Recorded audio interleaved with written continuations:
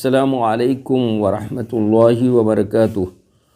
محترم دینی بھائیوں اور بہنوں اور عزیز طالبات، بسم اللہ الرحمن الرحیم وبہ نستعین۔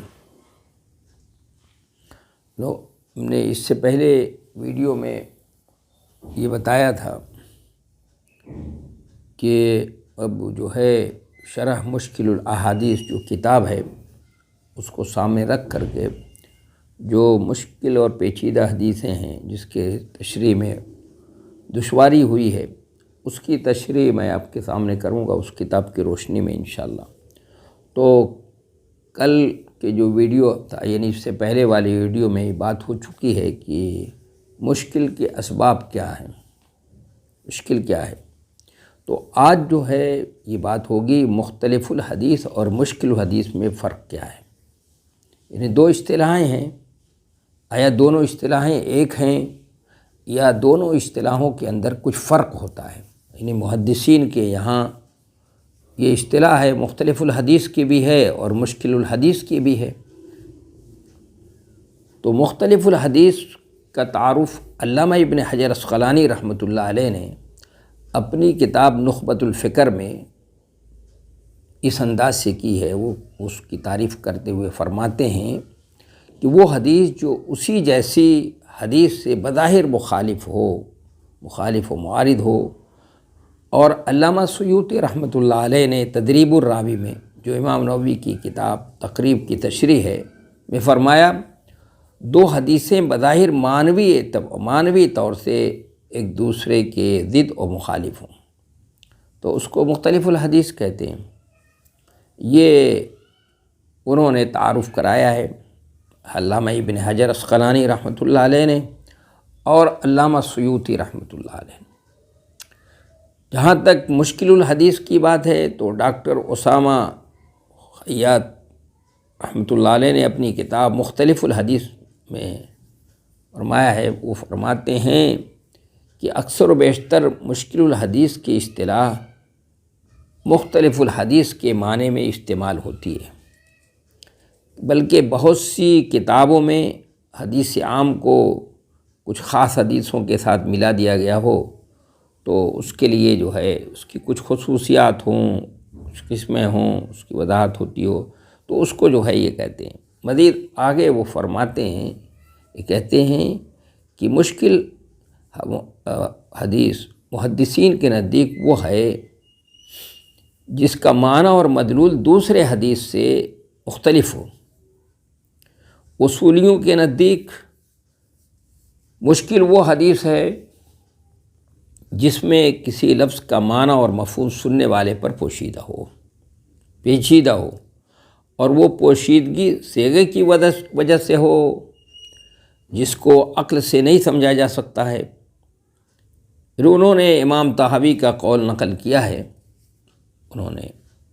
ڈاکٹر اسامہ خیاط رحمۃ اللہ علیہ نے کہتے ہیں کہ امام طحاوی نے اپنی کتاب مشکل الآثار جو ان کی کتاب کے مقدمے میں فرمایا، میں نے ان صحیح سند سے نقل کی ہوئی حدیثوں میں غور و خوض کیا جن کو عادل راویوں نے، ثقہ راویوں نے پوری امانت اور ثقافت کے ساتھ روایت کیا ہے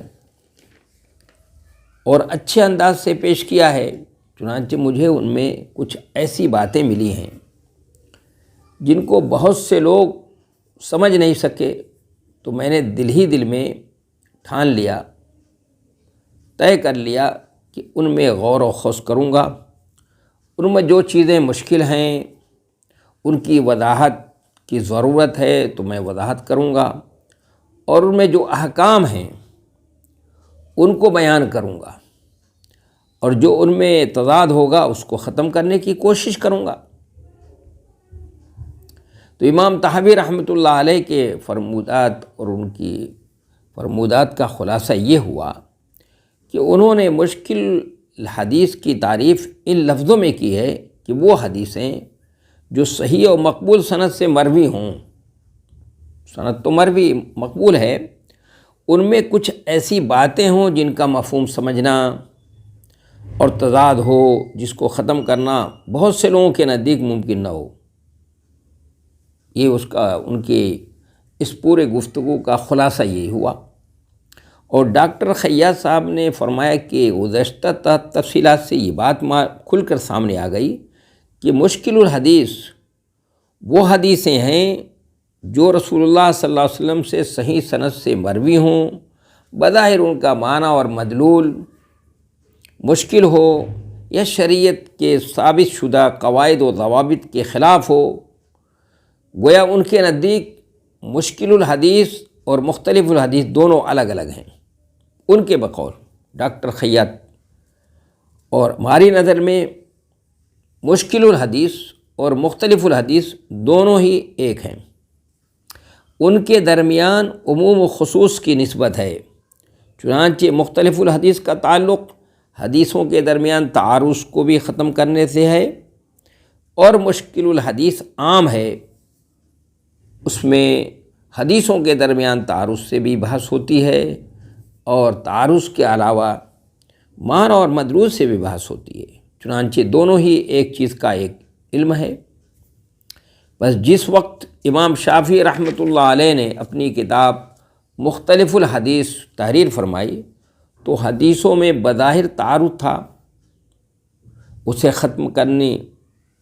کی انہوں نے اس کو ختم کرنے کی کوشش کی، بلکہ اس کو ختم کرنے پر پوری توجہ انہوں نے مرکوز کی ہے۔ ان کے ہاں مختلف الحدیث اور مشکل الحدیث میں فرق نہیں ہے امام شافعی رحمۃ اللہ علیہ کے ہاں، اور اسی طرح ابن قتیبہ اور امام طحاوی نے بھی اپنی اپنی کتابیں تحریر کی ہیں، تو ان کے پیش نظر بھی مشکل الحدیث اور مختلف الحدیث میں فرق نہیں، فرق پیش نظر نہیں تھا ان کے یہاں کوئی فرق نہیں تھا۔ اور اسی طرح بغدادیوں اور اس کے بعد میں آنے والے جو مصنفوں نے بھی کتابیں تحریر کی ہیں، وہ یا دونوں قسموں کو ملایا ہے انہوں نے، اور ان دونوں کو ایک ہی چیز قرار دیا ہے۔ جیسے دور حاضر کے ہیں ڈاکٹر محمد اجاج خطیب ہیں، یہ اپنی کتاب اصول الحدیث اور اس کے علوم اور مصطلحات والی کتاب ہے جو ان کی، اور ڈاکٹر صبحی صالح ہیں نے اپنی کتاب علوم الحدیث اور اس کی اصطلاحات میں، اور ڈاکٹر محمد ابو زہرہ نے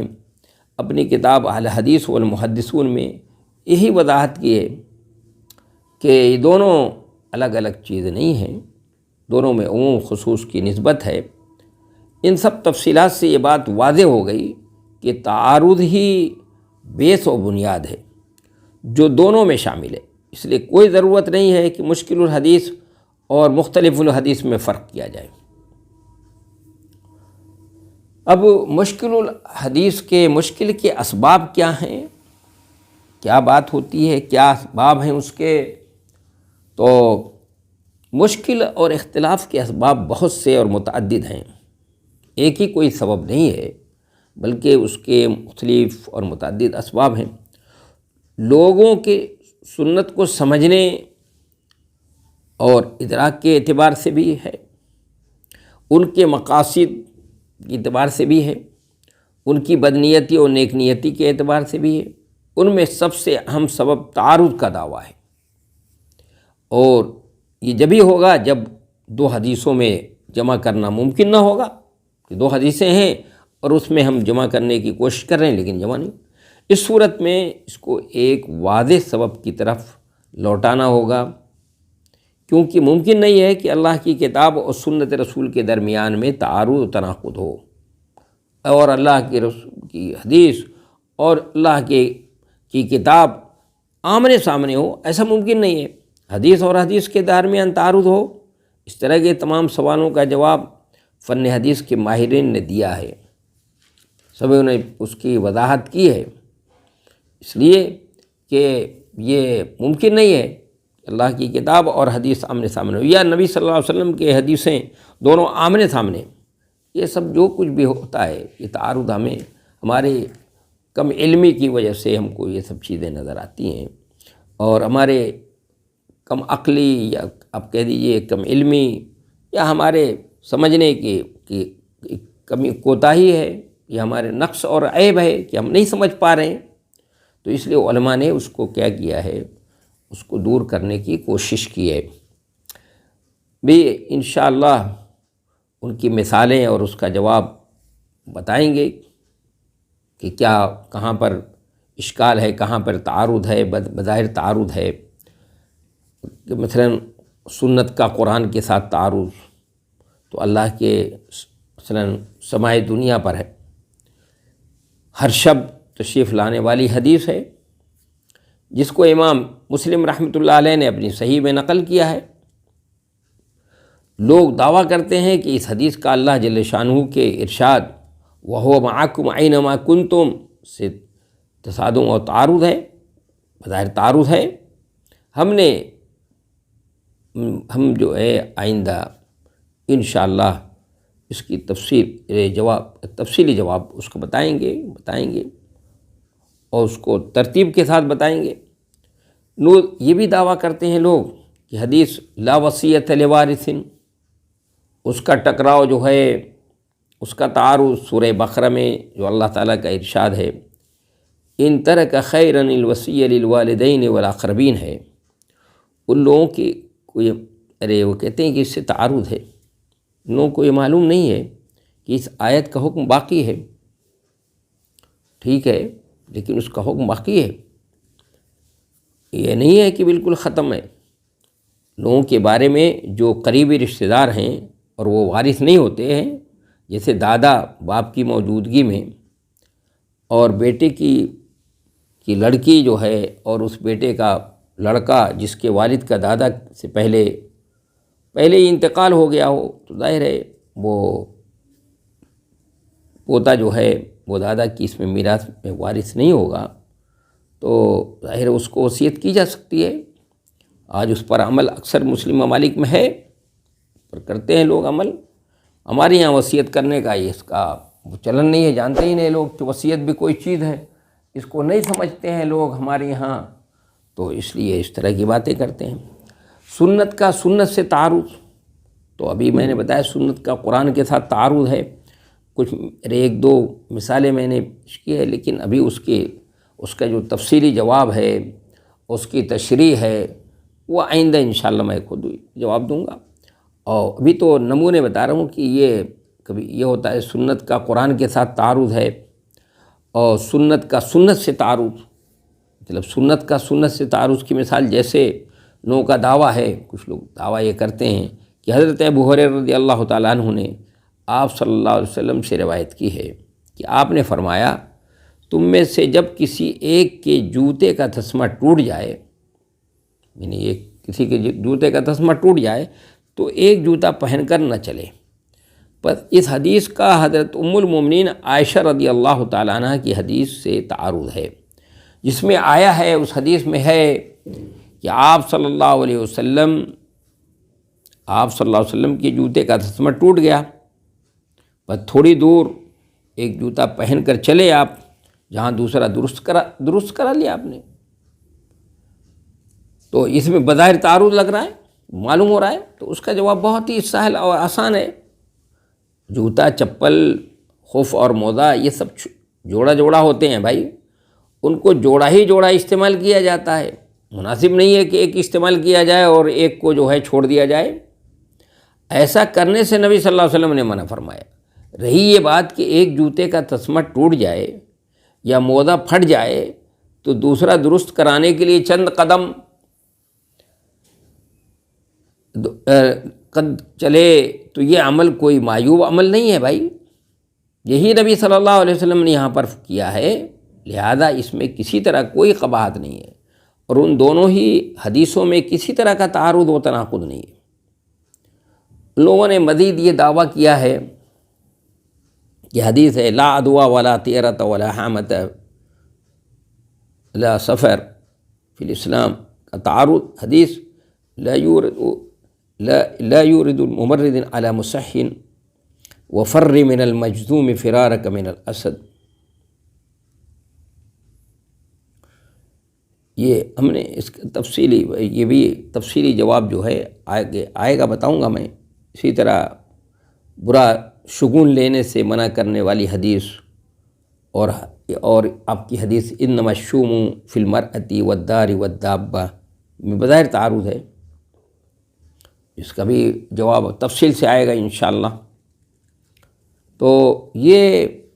کچھ یہ ہیں چیزیں ہیں، یہ کہ سنت کا سنت سے تعارض، سنت کا قرآن مجید سے تعارض، یا اس طرح کا جو ٹکراؤ ہے، یہ جو ظاہر ہمیں ٹکراؤ نظر آتا ہے، یہ جو ہے یہ بظاہر ہے ٹکراؤ،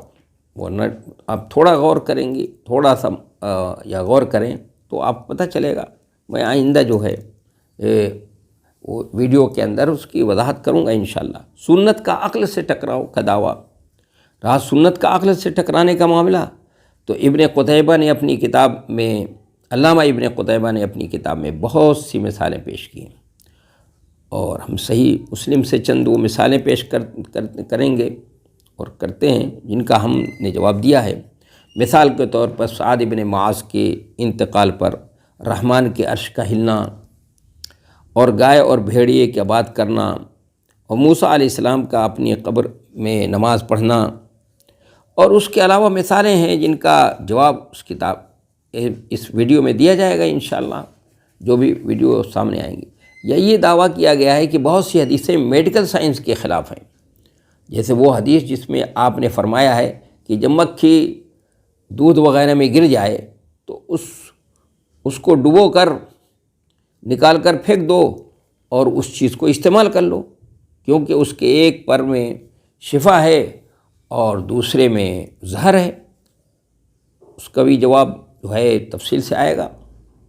اور بتاؤں گا میں کہ اس وقت جو ہے کہ بہت بڑے محقق تھے، ان کے پاس بھی ایک شخص جو ہے لندن سے آیا تھا، اور اس نے کہا مجھے بخاری کی 2 حدیثیں میرے حلق سے نیچے نہیں اترتی ہیں۔ تو انہوں نے سمجھایا، جب اس کو وہی یہ مکھی والی حدیث اور ایک جن جانوروں کا گوشت کھایا تھا اس کے پیشاب پینے والے کو حدیث ورینہ جس کو کہتے ہیں یا عقل کہتے ہیں، اور دوسری حدیث جو ہے لا عدوہ والی، اس کا بھی تفصیلی جواب آئے گا انشاءاللہ۔ یا رسول اللہ صلی اللہ علیہ وسلم کے قول و عمل میں تعارض ہو، یہ انشاءاللہ جو ہے یہ سب چیزیں جو ہیں، یا اب چونکہ وقت ہو چکا ہے، اسی پر اس کو بس کرتے ہیں۔ آئندہ جو ہے انشاءاللہ اس کے بعد والے ویڈیو میں، چونکہ اس کو لمبا نہیں کرنا چاہتے، جو بھی ویڈیو ہو مختصر ہو تو زیادہ بہتر ہے۔ اب اسی پر بس کرتے ہیں۔ وآخر دعوانا ان الحمد للہ رب العالمین۔